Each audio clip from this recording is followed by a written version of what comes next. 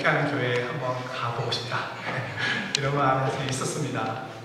그래서 제가 와서 또 우리 반가운 또 전도사님의 환영도 받고요. 그리고 또 아름다운 찬양대의 찬양, 또 성가대의 찬양도 듣고 제가 사실 너무나 기쁘고 감사할 뿐입니다. 교회에 오면 방문하면서 사실 어떤 말씀을 전해야 되느냐는 늘 설교자의 고민이거든요.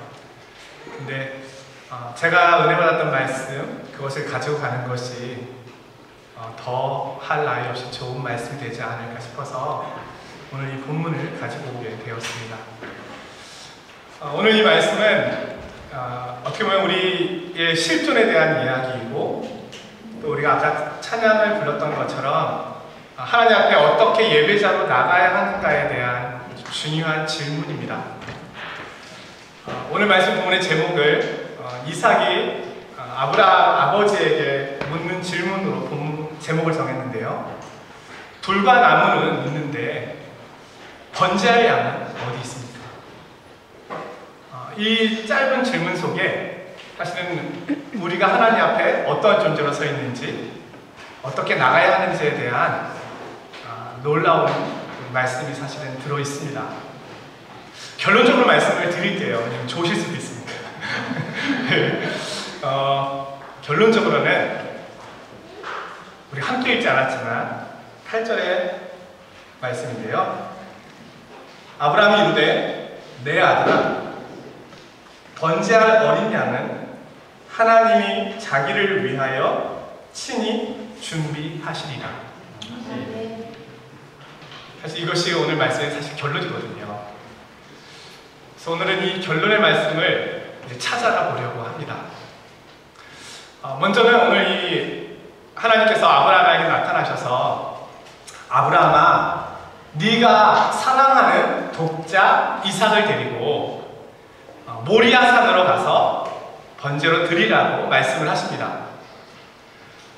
아브라함은 아들 이삭에게 모든 것을 다 설명해 주지 않습니다. 하나님 말씀대로 이삭을 데리고 모리아 산으로 갑니다. 그런데 이삭이 생각할 때는 이상한 일이 몇 가지가 있는 거죠. 그중에 가장 큰 것은 번제할 재물이 없이 하나님께서 예배드리라고 한 그곳을 가고 있다는 것입니다. 그래서 우리가 주목해야 될 한 가지는 하나님과 우리 사이의 관계입니다. 하나님과 우리와의 관계는 예배자의 관계입니다. 하나님은 우리에게 예배를 요구하십니다. 그리고 우리는 그 부름에 응답해야 하는 자입니다. 넓은 의미로 보면 하나님께서 나를 만드시고 나를 지으신 이유는 이 예배를 받으시기 위함입니다. 이것을 우리는 천지창조의 목적이라고 거창하게 이야기를 합니다. 그러나 거창한 것이 아니라 그것이 사실입니다. 하나님이 나를 만드셨습니다. 내게 아름다운 감정도 주시고 지식도 주시고, 그리고 하나님의 형상대로 살아갈 수 있도록 하나님 힘도 주시고 하나님과 교통할 수 있는 은혜도 허락하여 주셨습니다. 뿐만 아니라 하나님 나를 만드신 이유는 내게 복을 주시기 위함입니다. 하나님과 우리와의 관계는 그 끈으로 연결되어 있습니다. 우리가 하나님 앞에 예배자의 자리로, 영광 돌려드리는 자의 자리로 나아갈 때 하나님 우리에게 복을 주시고 우리를 통해서 영광 받으시며 우리에게 한량없는 은혜를 내려주십니다. 오늘 하나님께서는 아브라함에게 이렇게 요청할 만한 권리가 있으십니다. 나에게 예배를 하여라. 번제로 와서 예배를 드려라. 모리아 산으로 가서 예배 드려라. 그것이 하나님께서 우리에게 말씀하시는 거죠. 너희는 나에게 합당한 예배를 드려라.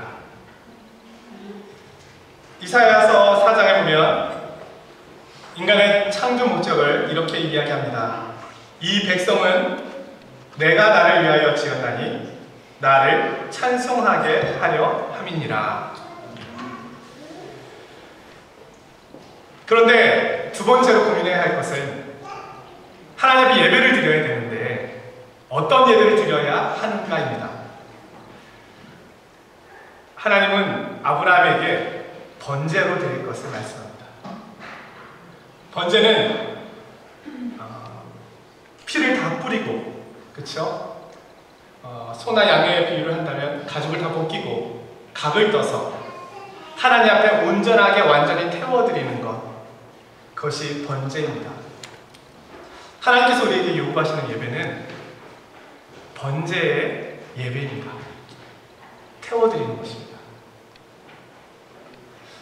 이삭의 고민이 시작되었습니다. 하나님을 예배하러 가기 위해서는 제물이 필요한데, 그것도 번제 드릴 제물이 필요한데 번제물이 없습니다. 그래서 아버지 아브라함에게 묻는 거죠. 아버지, 불과나무는 있습니다. 그런데 제물이 없습니다. 어떻게 예배하실 거예요? 물론 아브라함을 알고 있었죠. 그 번제물은 아브라함이 가장 사랑하는 독자 이삭이었습니다. 그것을 태워드려야 합니다. 그럼 이삭에게는 얘기하지 않았거든요. 차마 얘기할 수 없었던 것이죠. 레위기서에 보면은, 성경에서 가장 부담스러운 책 중에 하나인 레위기서에 보면은 우리가 거룩하신 하나님 앞에 어떻게 나아갈 수 있는가에 대하여 설명해 주고 있습니다. 자, 거룩하신 하나님 앞에 죄인인 우리가 나가기 위해서는 사실 방법이 없습니다. 우리가 거룩하게 되는 방법밖에 없습니다. 그런데 우리는 이미 죄로 오염되었거든요. 나의 이 오염된 모습으로 거룩한 하나님 앞에는 합당한 예배가 되어질 수가 없는 것이죠. 그래서 하나님께서 가르쳐주신 방법은 너희가 오염되었으니 너희 그 오염을 동물에게 전가시켜서 너희가 가지고 온 흠없는 그 동물을 대신 번제물로 태워드려라. 그래서 레위기에서 우리에게 말씀하고 있는 것은 죄인인 우리가 하나님 앞에 나가기 위해서는 피의 제사가 필요하며 희생의 제사가 필요하다, 생명이 필요하다는 것을 말씀하고 있습니다. 이것이 사실은 우리의 예배자로서의 고민입니다. 우리가 어떤 예배를 드리면 하나님을 기뻐 받으실까요? 하나님의 가치에 맞는 가치를 가지고 와야 우리가 하나님을 높이는 것이 될 거 아니에요. 근데 거룩하신 하나님 앞에 죄인이 어떻게 그분을 높여드릴 수 있습니까? 그분은 빛 가운데 계시고 우리는 어둠 속에 있습니다. 그분은 회전하는 그림자도 없으실 만큼 거룩하신 분이십니다. 그러나 우리는 입만 열어도 수많은 더러움이 쏟아질 뿐만 아니라 우리의 생각과 마음 자체도 오염되어 있습니다. 그런데 어떻게 합당한 예배가 될 수 있을까요? 오늘 이삭은 번제물로 드릴 제물에 대한 고민에 가득 차 있습니다.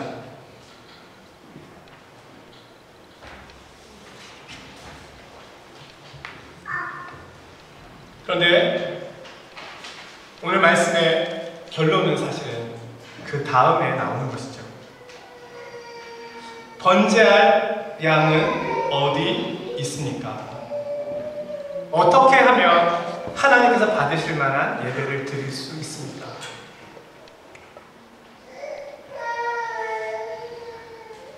신앙생활을 하지 않는 분들이 신앙생활을 하지 않는 이유 중에 하나로 사실 오늘 본문을 꼽습니다. 하나님 너무 잔인하시다. 누가 아들 달래? 아니 100세 때의 아들을 주시고 아니, 그 아들을 번제물로 드리라고? 하나님은 잔인한 분이야. 믿지 못할 분이지. 자신이 만든 피조물에게 가해를 가하시는 그런 분이야. 이 창세기 22장을 볼 때 나는 하나님을 도저히 믿을 수가 없어. 사실 그렇게 생각할 수 있는 부분입니다. 사실 저도 그런 생각을 전혀 동의하지 않을 수 없었던 건 아니죠. 그러긴 하지. 너무 무시무시한 요구를 아브라함에게 하시는구나. 그러나 지금은 저는 그렇게 생각하지 않습니다. 왜냐하면 그 이유와 목적과 내용을 알고 있기 때문이죠.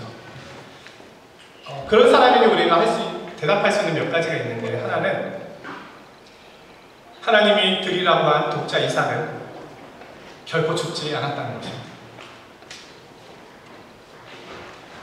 하나님께서는 이삭의 번제를 받기를 원하셨던 것이 아닙니다. 사실 이삭의 번제가 하나님께 합당한 제물이 될 수 있을까요? 우리가 우리 자신을 태워드리면 하나님 받으실 만한 예배가 될까요? 그렇지 않잖아요. 왜냐하면 거룩하신 분께 우리는 늘 부족할 뿐이거든요. 하나님께서 아브라함에게 이 말씀을 하신 이유는 이삭을 죽이시기 위해서가 아니라 아브라함을 시험하신 것이라고 말씀하고 있습니다. 그의 믿음을 보기 위해서다. 창세기 20장 10절에 보면 내게 내 아들 내 독자라도 내게 아끼지 아니하였으니 내가 이제야 내가 하나님을 경외하는 줄을 아노라. 그래서 하나님의 테스트였습니다. 아브라함의 믿음에 대한 수준을 보기 위한 하나님의 말씀이셨던 거죠. 또한 잔인한 하나님이라고 얘기하는 그 사람에게 우리가 해줄 수 있는 이야기는 우리가 하나님을 이해한다는 것은 우리의 경험과 우리의 생각을 때로는 초월한다는 것입니다. 때로는이 아니라 늘 초월한다는 거예요. 우리 자녀들이 조금만 사춘기를 지나서 머리가 조금만 크면 키가 부모님과 비슷해지거나 부모님보다 좀 더 커지고 힘이 좀 더 세지면 마치 부모님을 내려다봅니다. 자기가 많은 걸 알고 있고 뭔가 대단한 것이라고 생각합니다. 그러다가 자신이 부모님이 걸어갔던 그 길을 가게 되면 그제서야 부모님을 조금 이해합니다. 아, 이게 아니구나. 하물며 하나님에 대한 이해는 사실 우리의 이해를 초월합니다. 그래서 궁극적으로 성경이 우리에게 가르쳐주는 것은 이해하지 말라는 것이 아니라, 이해하도록 노력하지 말라는 것이 아니라, 무조건 믿으라고 하는 것이 아니라, 이해의 범위를 넘어서는 부분에서는 믿으라는 것입니다. 그 방법 외에 우리가 하나님을 알 수 있는 방법이 없습니다. 하나님께서 오늘 아브라함에게 요구하신 것은 하나님에 대한 철저한 신뢰였던 겁니다. 네가 어디까지 나를 믿을 수 있겠니? 어디까지 내 말에 순종할 수 있겠니? 그것은 하나님에 대한 신뢰가 없으면 불가능한 부분입니다. 그래서 하나님이 우리에게 요청하는 믿음의 수준은 예수 그리스도를 믿는 그 믿음이라고 하는 것에 대한 본질적인 의미는 하나님에 대한 전적인 신뢰입니다. 하나님이 나를 위하여 구원의 방편으로 무엇을 계획하시고 어떤 일을 하셨다 하더라도 그것은 전적으로 옳은 일입니다. 그래서 구약을 믿으면 신약을 믿게 되고요, 신약을 믿으면 구약을 믿게 되고, 성경을 믿으면 하나님을 알게 되는 것이고, 사실 이 모든 전체 속에 하나님의 철저한 신뢰가 있게 되는 것이죠. 부분적으로 믿는 것은 있을 수가 없습니다. 믿음의 출발은 그렇게 될 수 있지만 하나님 우리에게 전적인 신뢰를 요구하신다는 거죠. 아브라함의 믿음은 히브리서 11장 17절에 이렇게 이야기하고 있습니다. 아브라함이 시험을 받을 때에 믿음으로 이삭을 드렸으니 그는 약속들을 받은 자로 돼 그 외아들을 드렸느니라. 그에게 이미 말씀하시기를 내 자손이라 칭할 자는 이삭으로 말미암으리라 하였으니 그가 하나님이 능히 이삭을 죽은 자 가운데서 다시 살리실 줄로 생각한지라. 비유컨대 그를 죽은 자 가운데서 도로 받은 것이니라. 아브라함의 믿음을 히브리서 기자는 이삭을 죽여도 번제로 태워도 하나님께서는 다시 살리실 수 있는 능력이 있으신 분이니까 다시 살려주실 거야. 아브라함은 그 믿음을 가졌다는 것이죠. 그 신뢰로, 그 신뢰의 믿음으로 하나님 앞에 나아간 것이지, 잔인한 하나님에 대한 무지 속에 아브라함이 행했던 것은 아니라는 겁니다. 마지막으로 어떻게 신이 자신이 창조한 인간에게 아들을 번제로 바치라고 이야기할 수 있는가? 이렇게 묻는 사람에게 오늘 본문은 가장 놀라운 사실을 이야기해 줍니다. 오늘 이 이삭을 바치고 있는 아브라함이 누구입니까? 그것은 사실은 하나님 자신에 대한 모형입니다.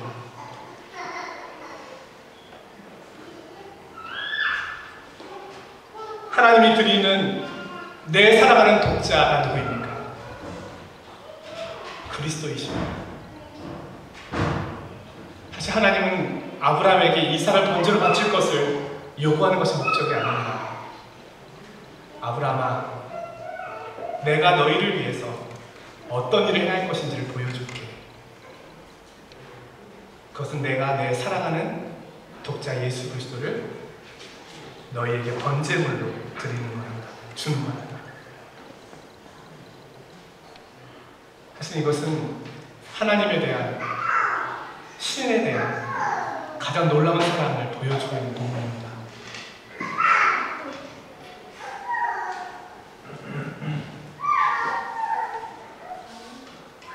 하나님 자신이 자신의 아들을 죄 있는 우리를 위하여 번제물로 주고 계십니다. 우리의 죄를 죄 없는 세상들을 지고 가는 하나님의 어린 양이 되신 그리스도에게 대신 부으시고 그의 몸을 찢으시고 그의 피를 받으시고 그의 희생을 받으셔서 그를 또한 합당한 예배를 받고 계십니다. 구약의 율법은 장차 올 좋은 일의 그림자다라고 히브리서 10장에 이야기하고 있습니다. 하나님께서는 우리에게 우리의 생명을 요구하시는 것이 아니라 도리어 내가 너희들을 구원하기 위하여 나의 생명을 어떻게 다루는지 보라라고 말씀하는 것입니다. 18세기의 위대한 영국의 신학자이자 설교자인 매튜 헨리라고 하는 분이 있는데요. 이분의 주석서는 우리에게 많이 알려져 있습니다. 이분은 오늘 이 본문을 가지고 이런 주석을 합니다. 이 사건은 그리스도에 대한 놀라운 모형을 보여주는데 그는 아버지를 기쁘게 하기 위해 기꺼이 자기 생명을 내어놓는 독생자이시다. 이삭과 그리스도는 둘 다 약속된 아들들이고 둘 다 기적적으로 태어났고 둘 다 아버지의 마음에 기쁨을 주었으며 둘 다 정해진 때에 출생하였다. 또한 둘 다 그의 형제들에게 박해를 받았으며 둘 다 죽음에 이르기까지 순종하였다. 두 젊은이가 이삭과 동행한 반면 예수 그리스도 옆에는 두 강도가 있었다.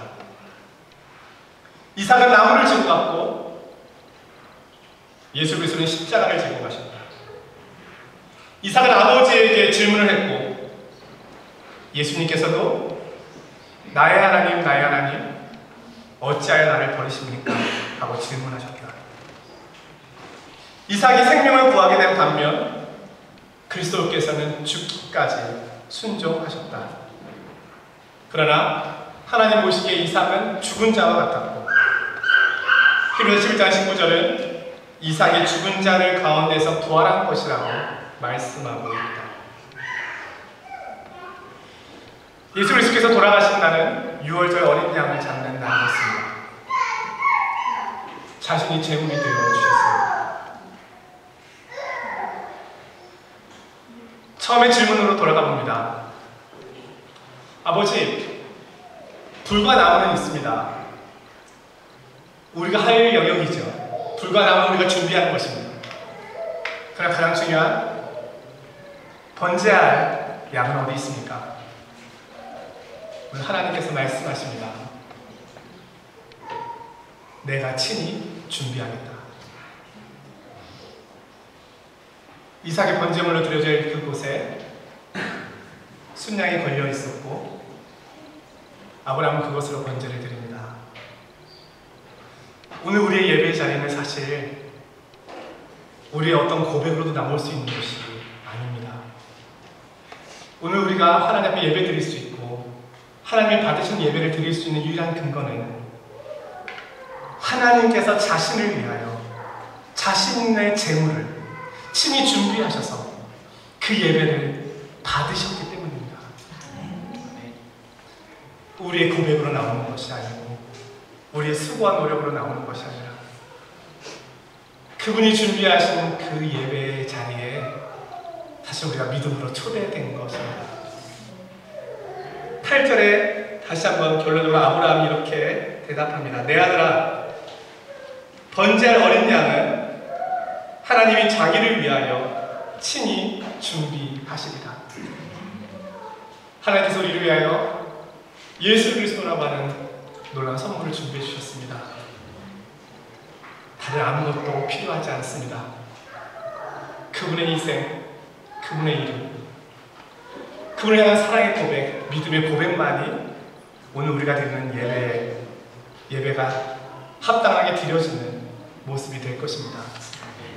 오늘 우리에게 이렇게 놀라운 일을 행하신 그분의 사랑에 감격하여 일평생 예배자의 자리로 하나님께 영광을 돌려드리는 저와 우리 사랑하는 홍내포교회 성도님들 되시기를 주님 이름으로 축원드립니다. 아멘. 거룩하신 아버지 하나님, 은혜와 사랑을 감사드립니다. 이 아름다운 교회, 우리 사랑하고 존경하는 김유천 목사님이 심호하시는 교회에 와서 이 아름다운 예배를 드릴 수 있게 해주셔서 감사합니다.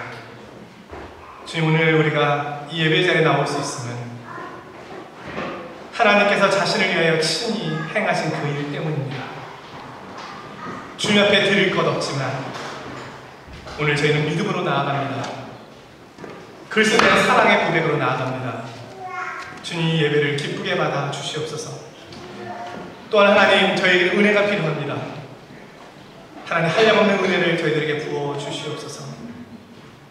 우리 복내포교회가 이름 그대로 세상과 하나님 사이를 연결해주는 믿음의 다리 역할을 오랜 시간 동안 해왔습니다. 주님 오실 때까지 이 귀한 사역을 잘 감당할 수 있도록 우리 목사님과 함께 돕는 동역자들과 우리 성도님들에게 큰 은혜를 베풀어 주시옵소서. 예수 그리스도의 이름으로 기도드리옵나이다. 아멘.